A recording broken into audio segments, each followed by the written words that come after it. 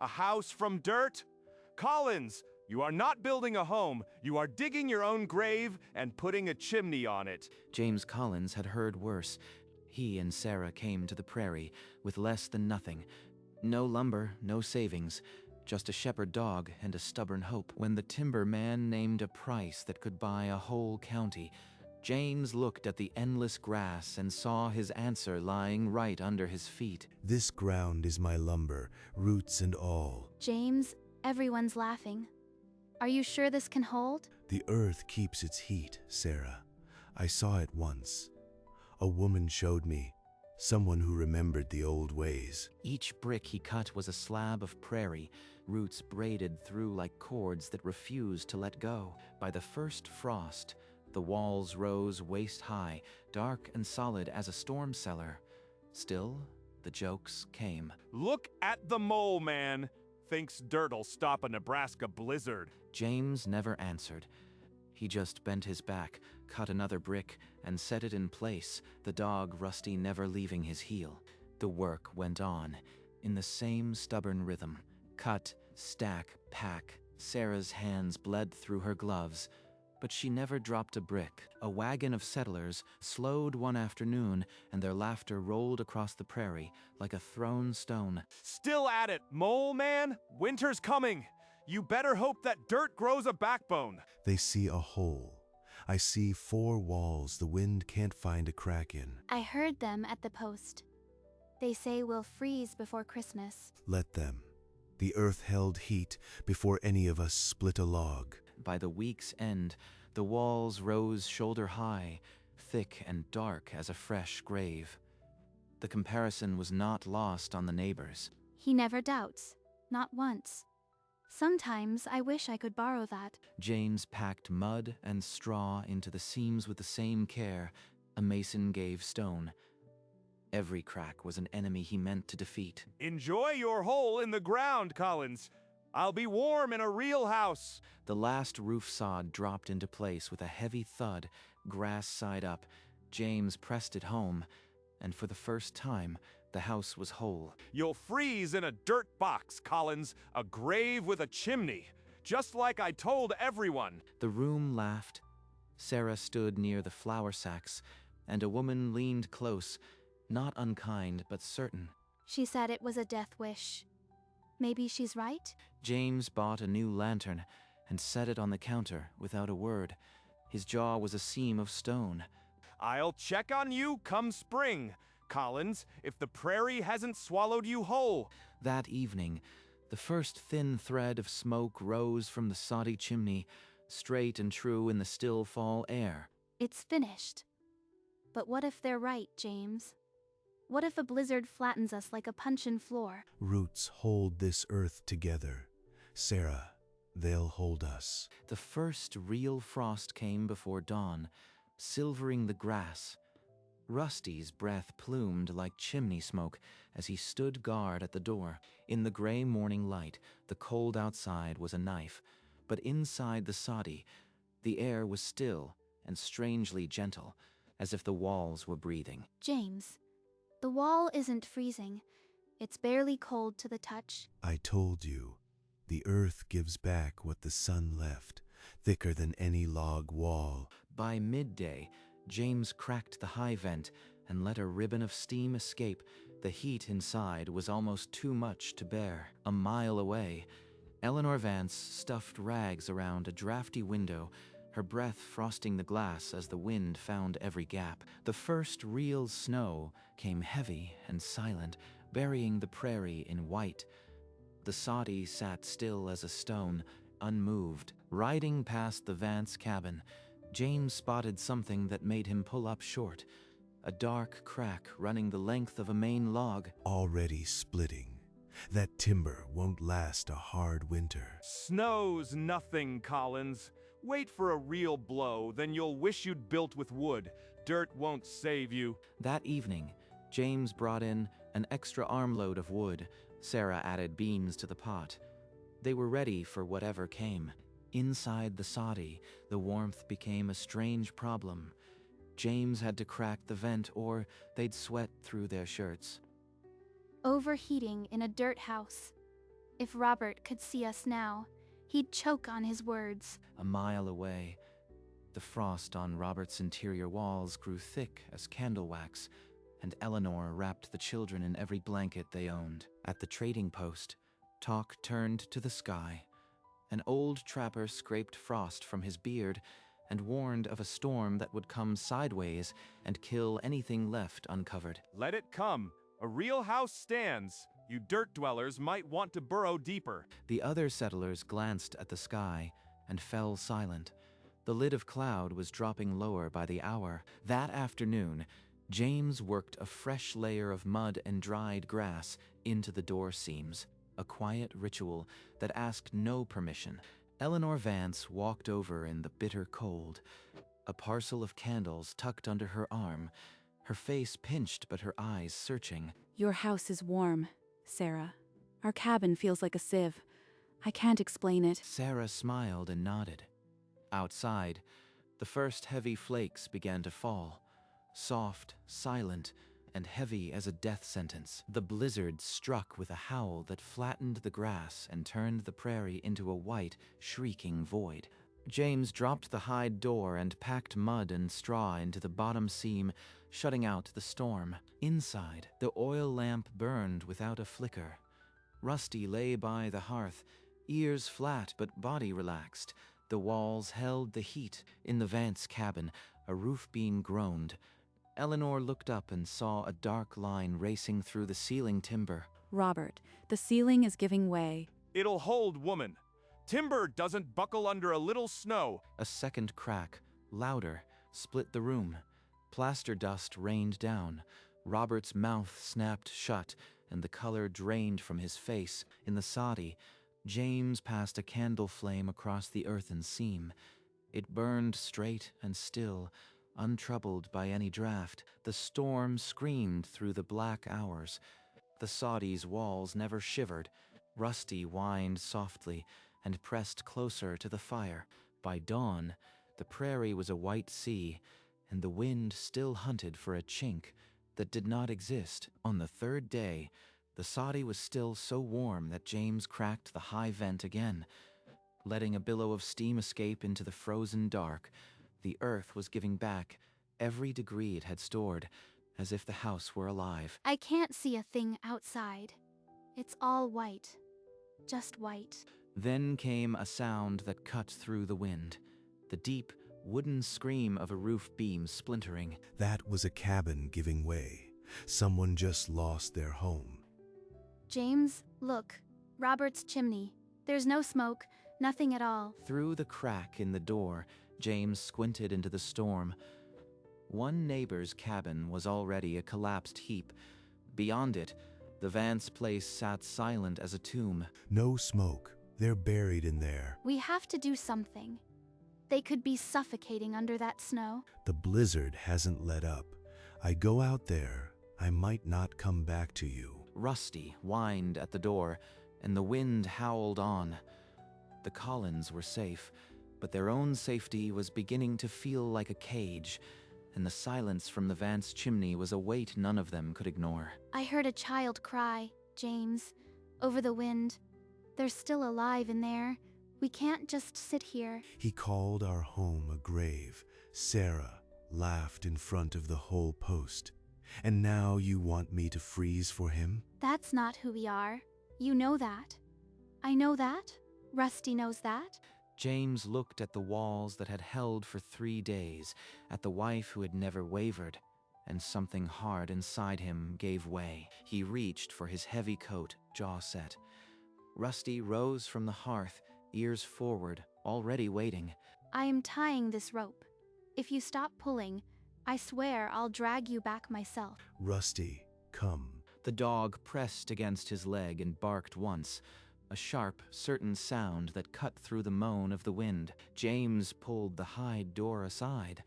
A wall of white roared in, and the rope snapped taut around his waist. Then the storm swallowed them whole, man and dog vanishing into a world that had already buried everyone else. James fought through the drifts, the rope cutting into his waist with every step. Rusty forged ahead, a golden ghost in the shrieking white fury. The dog stopped dead, ears pricked, and let out a desperate bark, pawing at a snowbank as if the earth itself were hiding a secret. This is it. The Vance cabin, what's left of it. The roof was a shattered cradle of splintered beams and heavy snow. James cupped his hands and shouted into the white, but the wind ate the sound whole. No answer. God, please. He fell to his knees and began digging with the spade, carving through the frozen crust. Snow gave way to splintered wood, a beam, then another. We're here. Please. We can't breathe. The voice was thin and broken, but it was there. James dug harder, his breath tearing at his throat, his heart pounding against the cold. Rusty barked again, high and frantic, as if calling down courage from the storm itself. The rope behind James never stopped moving. Somewhere beneath that crushing weight, life still clung. James Collins was not going to let it slip away. The spade caught on a beam, and beneath it, a pale hand. James clawed the snow away and found Eleanor's face, bloodless, but her eyes fluttered open. You came. I prayed, but I didn't think. Beside her, Robert lay crushed under a broken rafter, his beard a mask of ice. James heaved the timber aside and pulled him free, barely breathing but alive. James slung Robert over his shoulders like a sack of grain and turned into the storm. Rusty pressed close, a living compass, and Sarah's rope pulled steady through the white. A black shape emerged from the blindness, the soddy, solid as a promise. James stumbled toward it, legs failing, and saw the door crack open. James, thank God. Bring them in. James crashed through the doorway, Robert still limp on his back. The heat of the soddy struck like a physical force, and his knees buckled as he laid the man down. Sarah dragged Eleanor close to the fire and chafed her hands. Robert lay still, his chest barely rising, wrapped in every blanket they could spare. They're alive. That's enough. James sank against the earthen wall and let the warmth pull him under. Outside, the blizzard raged on, but inside that dirt house, life crowded together and refused to let go. Robert's eyes opened slowly, tracing the earthen walls that curved like a vault above him. He looked at them and then away. Thank you, James. You brought us back from the dead. Robert said nothing. He stared into the fire, as if the flames could burn away the memory of every word he'd shouted at the trading post. Try to drink this. It's just broth, but it'll warm your bones. James rose to check the vent, his silence heavy as the snow outside.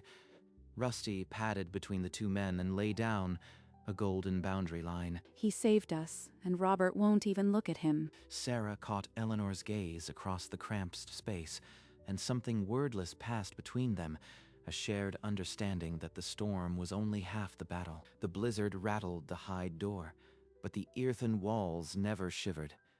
The soddy held them all, asking nothing in return. He's still too proud to meet my eyes. Maybe he never will. Outside, the white fury continued.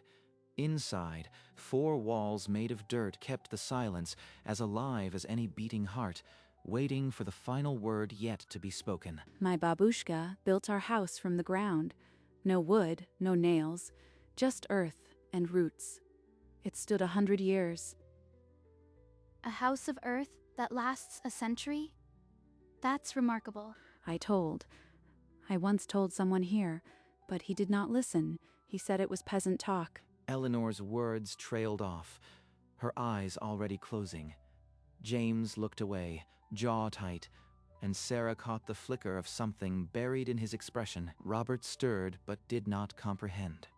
The warmth was pulling him under again, leaving him deaf to the ancient knowledge his wife had just brushed against. The storm's roar dropped to a low moan, the first sign of its passing. The soddy's walls had never bowed. Now they seemed to exhale. He knew. The whole time. He knew because she told him and her own husband laughed. Rusty sighed and stretched, his tail thumping once against the floor. The tension had not broken, but it had shifted. Eleanor slept now, her secret still tucked behind closed lips, but the shape of it had already changed the room. The blizzard was dying, but the real storm, the one that would decide what kind of men they were, was only beginning to gather its force. When the wind finally died, James and Robert shouldered the spade without a word and began to clear the door. The snow was chest deep and frozen into a wall of ice, but they worked side by side, the scrape of the shovel the only sound between them.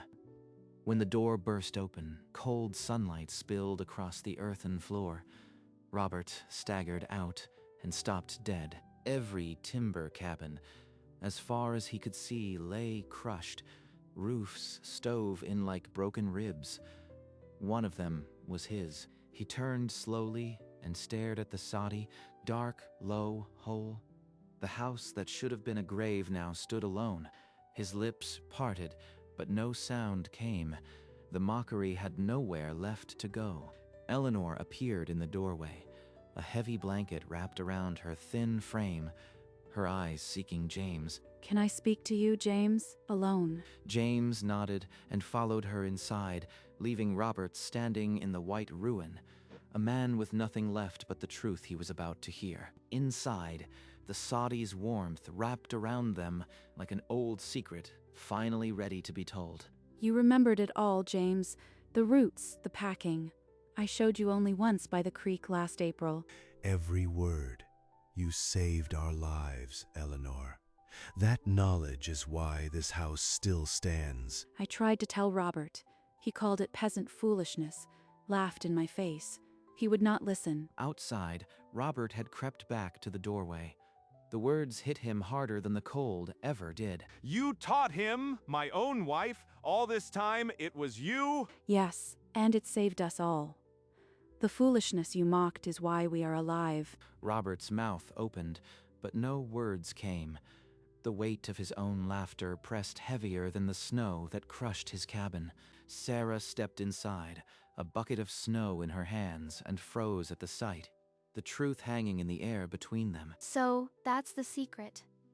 Eleanor taught him, and Robert called it nonsense. The soddy's walls, built from a woman's old country wisdom, now held not just their bodies, but the entire wreckage of their past. I am sorry, Collins. I was a fool. A proud, blind fool. The words came out ragged, torn from a man who had never spoken them before. I should have listened to you, Eleanor.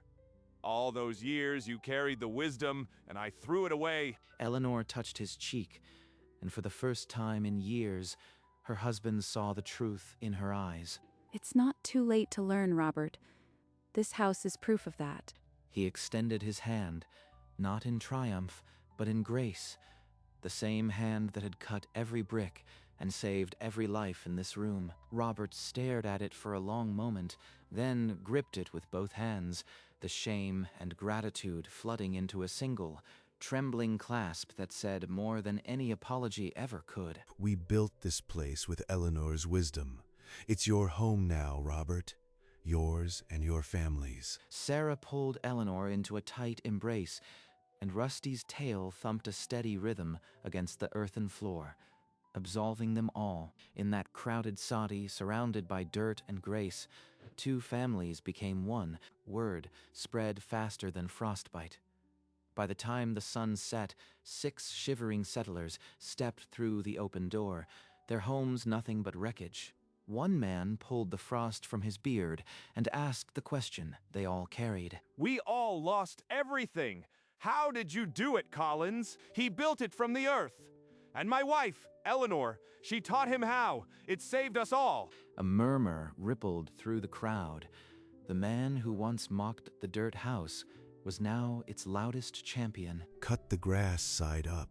Keep the roots tight. That's the secret. It's old wisdom. The grass and roots hold everything together. My people built houses that lasted a century. When the ground thaws, we'll teach you. All of you. We'll build a town that no storm can break. By the fire, plans were sketched on a scrap of canvas. a new settlement born from the bones of the old. The prairie had taken so much, but it had also given them the answer, and in the dirt that survived, they'd found a reason to rebuild. The snow broke early that year. By mid-April, green shoots pierced the Collins roof, and the prairie smelled of wet earth and second chances. James drove the first stake for the community plot. A line of settlers already gathered behind him, spades in hand. Keep the grass up. Stack them tight. Don't rush. The roots will do the rest. Robert worked beside him, shoulders bent, hands blistered raw, a sight nobody in that settlement thought they would ever see. Eleanor gathered the women by the rising walls, showing them how to plaster the seams with stiff mud and chopped straw. Push it deep, then smooth it flat. The earth must breathe, but the wind must not. Rusty ran between the workers with a rag in his teeth, and Sarah knelt planting a garden, life reaching up through the same earth they had turned into a home. By May, the first new soddy stood finished beside the Collins home, twin mounds of green under the wide sky. They called it a grave. They don't say that now. He stood with Sarah and watched the new town rise from the very dirt they had once been mocked for. The laughter had finally died, replaced by the steady sound of spades cutting a future. By high summer, a dozen green-roofed soddies dotted the plain, their chimneys threading smoke into a clean blue sky. Children chased each other between the houses. Laundry snapped on lines. The dead silence of winter was gone. The Collins soddy still anchored the eastern edge, its roof thick with wildflowers, a monument no one dared laugh at anymore. James and Robert sat on a bench outside, sharing black coffee from tin cups, the morning sun forgiving everything. Sarah and Eleanor knelt in the garden, pulling weeds alongside each other. Two women who had planted more than vegetables. Rusty slept in the sun, tail giving one lazy thump whenever a shadow passed. The old dog had earned his peace. The prairie had taught them the hardest lesson of all. Sometimes the strongest walls grow from forgiveness, and the firmest foundation is the knowledge we almost threw away. And so, a house made of dirt became the one that saved them all. On the east wall of the Collins soddy, beneath the new flush of green, a small wooden plaque had been nailed. The carving was simple. First sod, 1889. Just above it, a single green sprout broke through the ancient dirt, a living signature of resilience. Pulling back, the town came into view, a dozen soddies rising from the same stubborn earth. Children ran where winter had once buried everything. Laundry snapped like flags of victory. Smoke rose from chimneys, each one a story of survival. And that's how a house made of dirt became the only one standing. The prairie would never mock the man who built with earth again, for in the quiet wisdom of roots and forgiveness, they had found the strongest foundation, and the first sod still stands, forever etched into the prairie. Evening settled over the prairie, soft and gold. The work was done. The town below hummed with quiet life. Rusty sat at James's feet, ears catching the distant sounds of children and smoke. James rested a hand on the dog's head, and neither needed to move. The prairie stretched out before them, no longer an enemy but a home. Every roof below held a story, every chimney a life spared. The man who had been laughed off the prairie had proven that the strongest walls grow from forgiveness. The sun lowered, pulling long shadows across the green roofs. James and Rusty stood like sentinels over the new world, and as the light faded, the first sparks of lanterns flickered in the valley, promising a future no storm could take. In the decades that followed, the prairie blizzard of 1888 taught settlers a hard truth. Timber could fail, stone could crack, but earth, when properly respected, never forgot how to hold. Sod houses spread across the plains, built by the very hands that had once mocked them. Eleanor's old country wisdom became the new country's strength, remembered in every green roof. James Collins never asked for recognition. He only wanted to build a house that would keep his family alive. In doing so, he gave the prairie a new foundation. Rooted in humility and second chances, the House of Dirt had not just survived the blizzard, it had outlasted the laughter. And so, in the quiet earth of the prairie, a truth was planted that would outlive them all. The first sod still stands, and the prairie remembers, the screen held for a long moment, the image of the sprouting sod brick against the fading light. Somewhere in the valley, a lantern flickered and was answered by another, the town settling into its first deep peace. The dog Rusty, old and gray-muzzled now, lay on the warm earth before the soddy, his tail still thumping when a child ran past. Sarah had hung a new curtain in the window, bright fabric that caught the morning sun, a small victory over the winter that had tried to take everything. Eleanor had planted a small garden of herbs beside the plaque, and the smell of mint and sage carried on the breeze. Robert had rebuilt a small shed for his tools.